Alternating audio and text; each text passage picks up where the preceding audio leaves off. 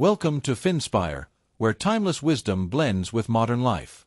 Have you ever wondered why some people achieve financial freedom in just a few years, while many others work for decades, yet still feel stuck?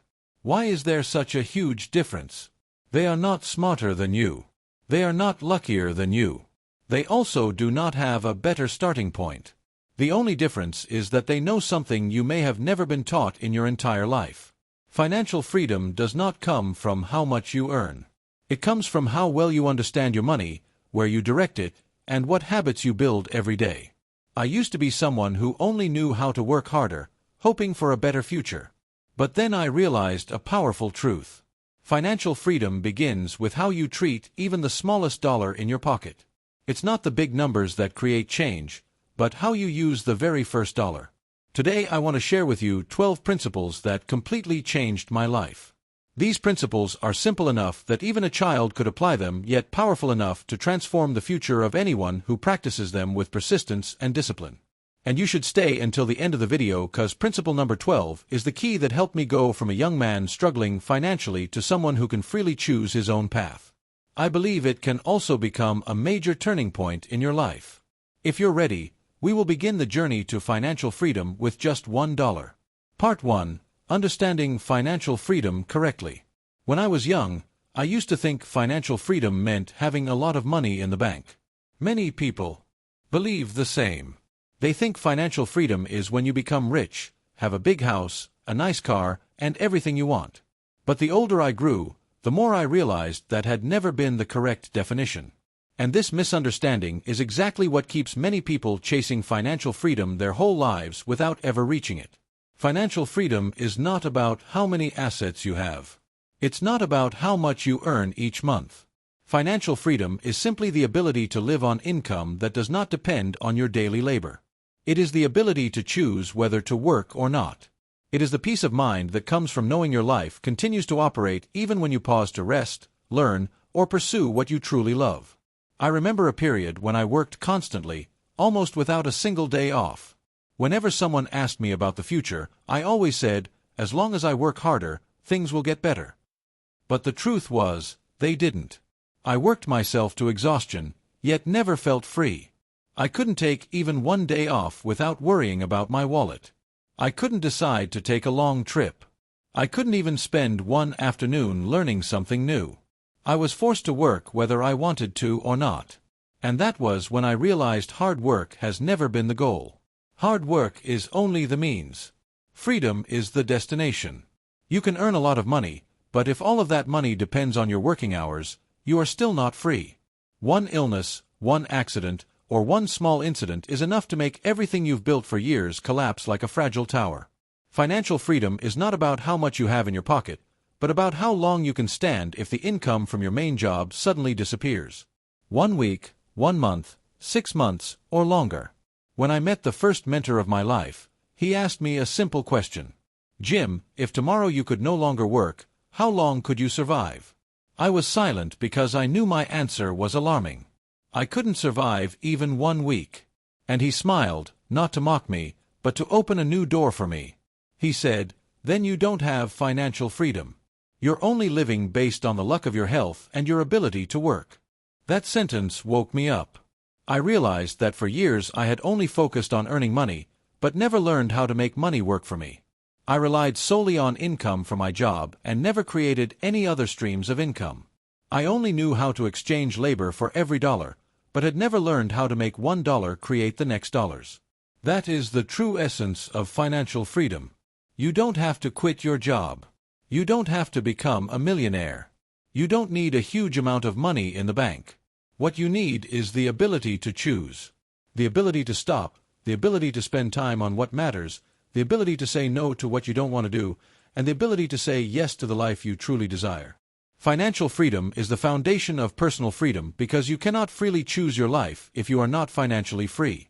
And the best part is this journey doesn't need to start with a large amount. It can begin with just $1, one small habit, one right decision, one disciplined choice.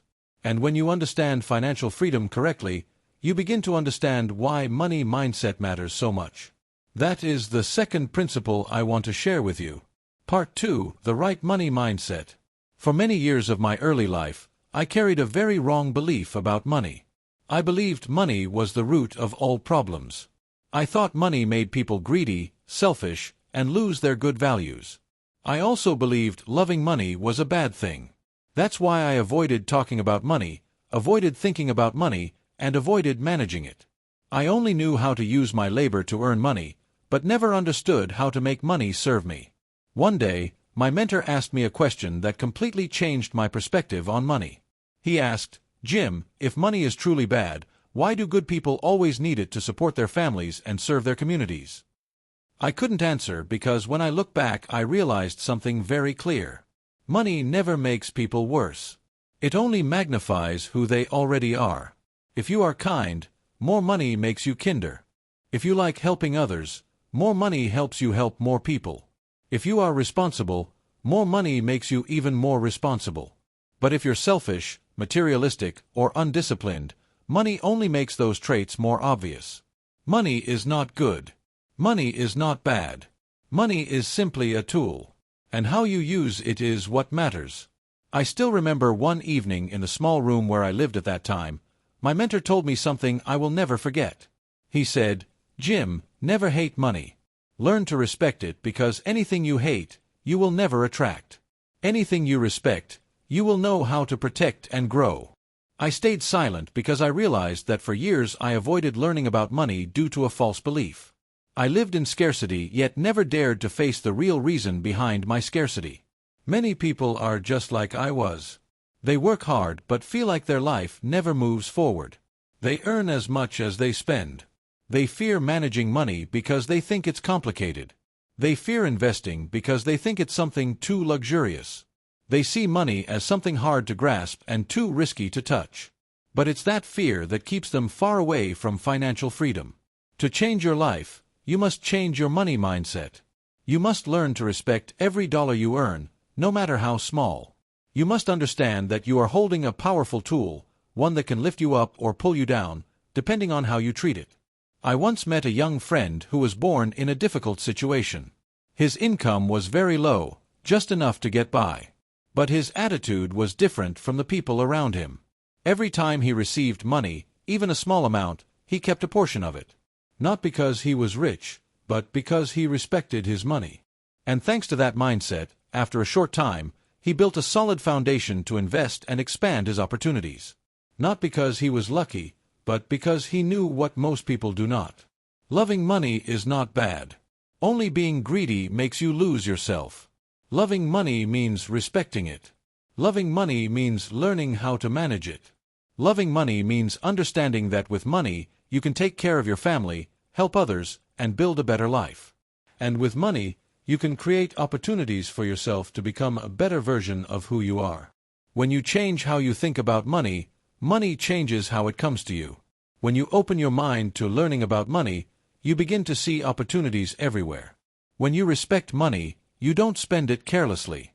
And when you understand money is a tool for life, not the thing that controls your life, you are halfway to financial freedom. And once your mindset is correct, you will understand why there is an undeniable truth. Salary cannot bring you financial freedom. That is what I want to share with you next. Part 3. Why your salary cannot make you financially free. When I was young, I was just like everyone else. I believed that if I worked harder, I would earn more. And if I earn more, life would surely be better. So I worked harder and harder day and night, willing to take on any extra task for a small increase in salary. But the more I worked, the more I realized something disappointing. Salary is never enough. And no matter how hard I tried, it could not give me the freedom I wanted. One afternoon, I remember my mentor sitting down and asking me, "Jim, do you know why your salary can't bring you financial freedom?" I told him I didn't know. I guessed it was because I wasn't good enough. But he shook his head and said, "It's not because you're not good enough. It's because the nature of salary is already limited. Salary is something you exchange with your time and effort. You work 1 hour, you get paid for 1 hour. You work 8 hours, you get paid for 8 hours. But here's the truth most people don't want to face. Your time is limited. You only have 24 hours in a day. You can't work 30 hours. You can't work 2 full-time jobs at once. You cannot double your labor overnight. Therefore, your salary-based income is limited in the same way your time is limited. And that is why no matter how hard you try, your salary cannot increase at the pace you hope. You can work twice as hard, but it's very unlikely your salary will double. You can put in more effort, but people cannot pay you exponentially more just because you try harder. This dependency prevents you from taking control of your financial life. I once met a man who worked almost his entire life at a stable company. He worked from his youth until his hair turned gray. Each month he received his salary as steady as a clock. But when his health began to decline, he realized he had never been truly free. He couldn't stop working, not even for a few months. Because if he stopped, his income would disappear instantly. And when income disappeared, his family's life would be threatened. He looked at me and said something I will never forget. "Jim, salary helped me survive, but it never helped me be free." That is the story of many people. Salary gives you stability. But that very stability makes you forget that you are completely dependent on one single income stream. And anything that depends on only one source is as fragile as a bridge standing on one pillar. If that pillar shakes, the entire bridge collapses. Financial freedom requires you to break away from that dependence. You cannot reach freedom if you place your entire future on only one source of income. You need income streams that do not depend on your presence. Income that continues to flow while you sleep, when you're sick, or when you spend time learning and growing. That is why my mentor always emphasized, "Jim, don't work just to earn a paycheck. Work to build value. Value is what pays you forever." When you understand this, you will stop seeing salary as a savior. You will see it as only one small part of your financial picture. You will begin to ask yourself, if tomorrow my salary disappears, can I still stand? If the answer is no, you do not have financial freedom. You are only temporarily surviving on daily labor. But to step out of that dependence, you need a new mindset, a new direction, and a special lesson I learned from my first mentor. The lesson that changed my entire view of money and became the foundation that led me to financial freedom. And that is exactly what I want to share with you in the next part.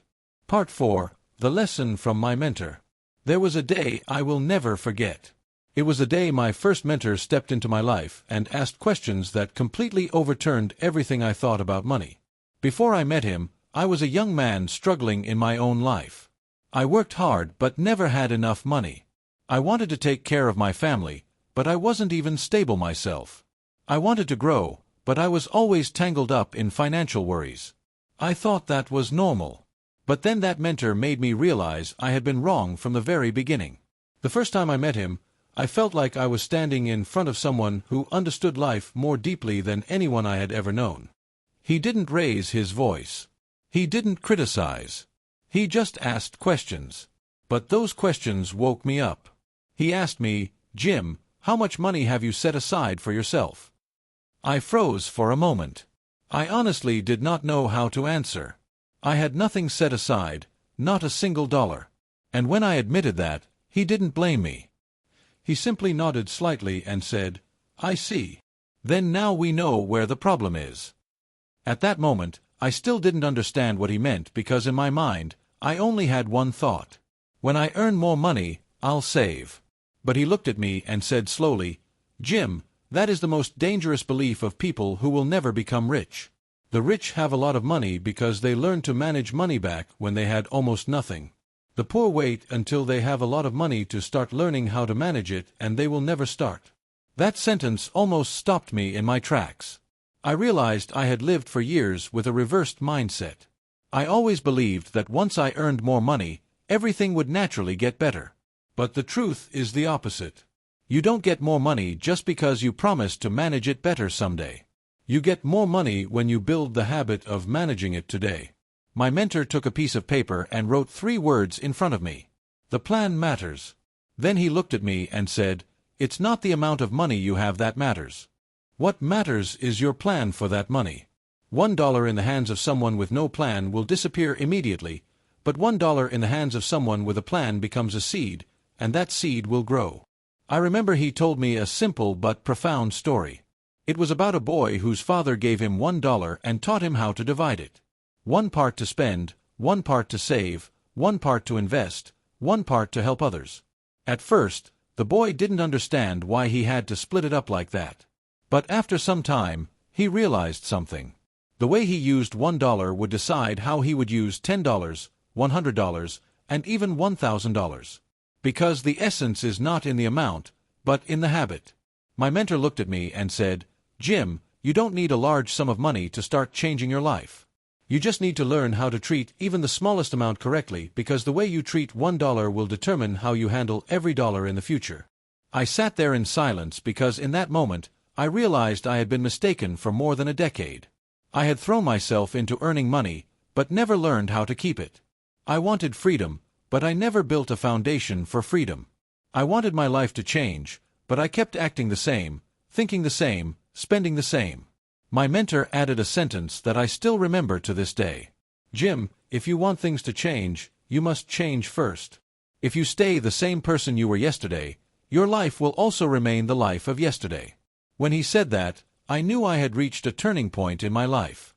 Not because he gave me money, not because he gave me an opportunity, but because he gave me a completely new mindset, a way of thinking that could open the door to financial freedom.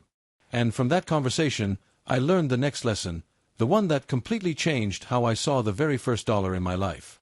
That lesson is called the $1 story. That is what I will share with you in the next part. Part 5, the $1 story. When my first mentor told me that every financial journey could begin with just $1, I laughed. I thought he was joking. What can $1 do? You can't even buy a full meal. But he looked at me and said, "Jim, your problem isn't how much money you have. Your problem is that you don't know how to treat the smallest amount." That sentence made me go quiet because I realized I had always been waiting for a big sum of money to start changing. I always thought that when I earned more, I would start saving. When my income was higher, I would start investing. When I had extra, I would start taking my finances seriously. But the truth is, I never had that win. My mentor pulled his chair closer and told me a story he had used to teach many people before me. He said there was a boy who received the first $1 of his life. The father didn't ask the boy what he wanted to buy. Instead, he asked, "What will you do so this money can help you grow?" The boy was surprised because in a child's mind, money is for spending, not for growing with you. But the father explained that $1 is not just a piece of paper. It is a seed. And if you know how to plant it, one day it will bear fruit. As my mentor told the story, I began to understand what he meant. He went on to explain the principle that father taught his son. He said the boy was guided to divide $1 into 4 small parts. 1 part to spend, 1 part to save, 1 part to invest, and 1 part to give. At first, the boy didn't understand why he had to divide it like that. But the father said, "If you don't learn how to divide $1, you will never know how to divide $10, $100, or $1,000. My mentor looked at me and asked, "Jim, do you know what the most wonderful thing in this story is?" I shook my head. He said, "It's not about how much money the boy has. It's that he learned a habit, and a habit is what creates wealth." In that moment, it felt like a light went on inside me. For years, I had been searching for opportunities to make more money. But I had forgotten that the greatest opportunity was to change my smallest habits. I wanted financial freedom, but I had never learned how to treat the first dollar in my hand properly. My mentor continued, "A person who earns $1,000 but doesn't know how to manage it will be poorer than someone who earns only $100 but knows how to use it. Because the difference is not in how much you earn, but in your ability to keep it and multiply it." That sentence became the foundation for every financial decision I made later. I began to look at $1 with completely new eyes. It was no longer a meaningless bill. It was a test. It was a foundation. It was a starting point. You might see $1 as too small to care about, but if you look down on small things, you will never have big things. If you can't manage $1, you won't manage 10. If you can't manage 10, you will never keep 100. And if you can't master $100, don't even think about 1,000 or 1 million. $1 is where you learn discipline. $1 is where you learn to respect money. $1 is where you learn how to spend, how to keep, how to invest, and how to give. $1 is where you form the mindset of someone who is financially free. I still remember my mentor looking at me and saying, "Jim, if you can't start with $1, you won't be able to start with any number. But if you start with $1 and do it right, you can change your entire life." And from that lesson, I moved on to the next principle. The principle that helped me build my entire financial system. It is the core rule I have shared with thousands of people over many years. The rule called the 70% rule. That is what I want to tell you in the next part. Part 6, the 70% rule. When I tell someone that if they want financial freedom, they must learn to live on 70% of their income. Most people react the same way. They feel it's almost impossible. They tell me that the cost of living is too high, their needs are too many, and 70% is far too little to live comfortably. But it is exactly because they think that way that they never reach true freedom. My mentor once said, "Jim, the problem is not how much you earn. The problem is how much you keep." And he taught me that the first rule of financial freedom does not start with earning more, but with controlling what you have. He told me to take my income, no matter how much it was, and immediately set aside a portion for the future. Only then should I use the rest to live in the present, but never the other way around. Because if you let your lifestyle decide what's left for the future, there will not be much future left. I remember the first time I applied the 70% rule, I also felt it was hard. I felt like I had to cut out many things that seemed important. I had to give up a few spending habits I thought I couldn't live without. I had to review every bill, every expense, every dollar I spent each day. But then I realized something. I wasn't cutting out the quality of my life. I was cutting out what wasn't truly necessary, the things I used to spend money on simply because I didn't understand the value of each dollar. My mentor taught that when you live on 70% of your income, you are giving yourself room to grow. You are building the foundation for new streams of income. And most importantly, you are learning to take charge of your life instead of letting life take charge of you. He once told me a very good line, "Jim, there are two kinds of people in this world. Those who spend first and hope there's something left, and those who set money aside first and spend what remains. And only one of these two kinds has a bright future." I immediately knew which kind I wanted to be. When you begin living by the 70% rule, you will notice something interesting. The things you once thought you couldn't live without turn out to be just habits. The items you bought on impulse don't bring lasting value.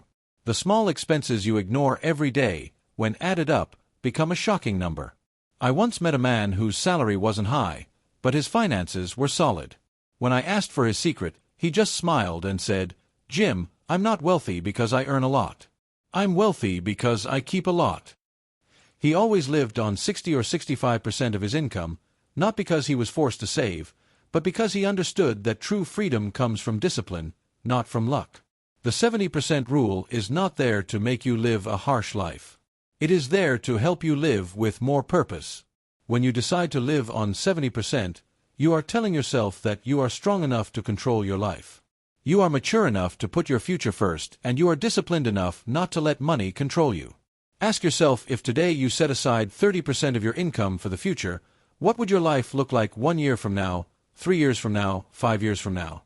That number could change your entire life.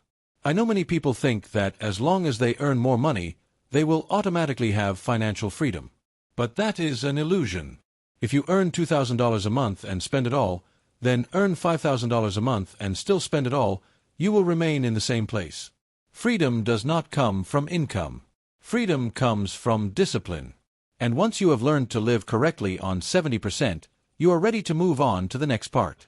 The part that will determine whether you truly become wealthy or not. The part that helps you understand why giving is the root of true abundance. That is exactly what I will share with you in the next part. Part 7, Giving to Receive. When I began my journey to financial freedom, there was one principle that made me hesitate the most. It was the rule of setting aside 10% to give. At that time, my finances were not stable. My income was not high. I still had to take care of my family, my life, and unexpected expenses that could arise.